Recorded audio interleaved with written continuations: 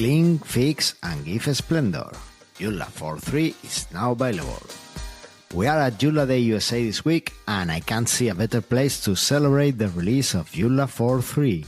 First of all, let me remind you that this podcast is sponsored by Epta Technologies, your trusted partners for your web projects. Looking to take your projects to the next level? Look no further. In Epta Technologies, we will make your projects come true.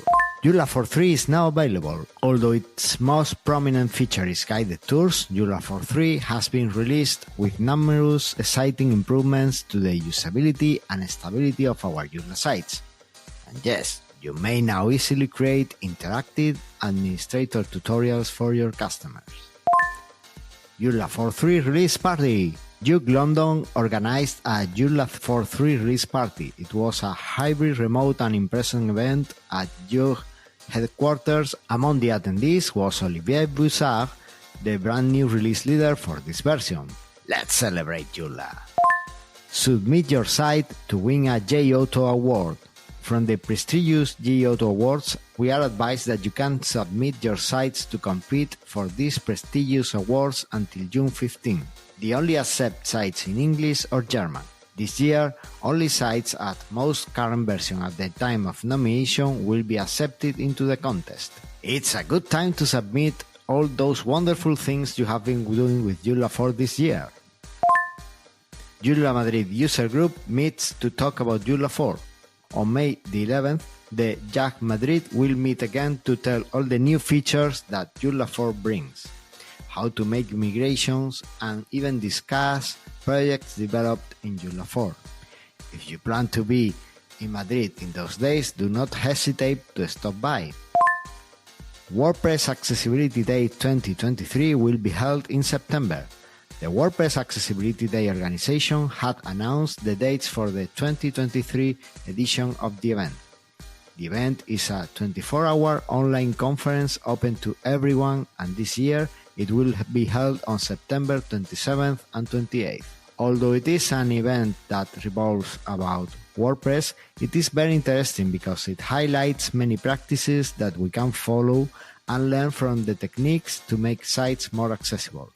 In fact, in the 2022 edition, I had the honor of participating as a speaker with the talk How We Made Joomla 4 Accessible. New deadline to submit your proposals for JoomlaDay Spain. The organization of JoomlaDay Spain has extended the deadline for submitting session proposals, and now you have until June 13th, inclusive, to submit your session. I remind you that the event will bring together the entire Joomla community in Spain and will be held on the 5th and 6th of October in Madrid. April's issue of Joomla Magazine. The new edition of the Joomla Magazine comes loaded with many interesting articles, from an interview with the current president of OSM, Hi Crystal, to a summary of the state of the multi-domain solution or Joomla after the work in the last CloudFest. I already have my reading list ready, don't miss it. Joomlaverse in week 16th of 2023. This week, the Joomla world has not been quiet, and we have the following relevant publications. From Joomla Shack, Steve Burch shares his experience after migrating JCal Pro to Joomla 4 and a clear request for Joomla 5. Tim Davis has shared several videos this week. He tells us how to fix a common mistake when migrating to Joomla 4. He has also made a comparison on module positions between Protostar and Cassiopeia. Finally, he celebrated the release of Joomla 4.3 and the new router for tags. Sergio Iglesias published an article in Spanish with 8 reasons why you should upgrade your website to Joomla 4, in which he clearly steals the name of the last episode of Mastermind Web Podcast, where we did an episode on 7 useful tricks in Joomla. Folk Extensions published an article on how to install a child template in Joomla. At Mastermind Web, we have made an episode of the podcast on what are child templates in Joomla and another video episode on how to create a child template for Joomla. Both videos are in Spanish, but you can check them on YouTube with subtitles. Scala Hosting has published an article on how to build a PWA in Joomla. Unfortunately, they have gone overboard with the copy and paste and have mixed WordPress plugins in Joomla. Still, it's an interesting guide to get you started.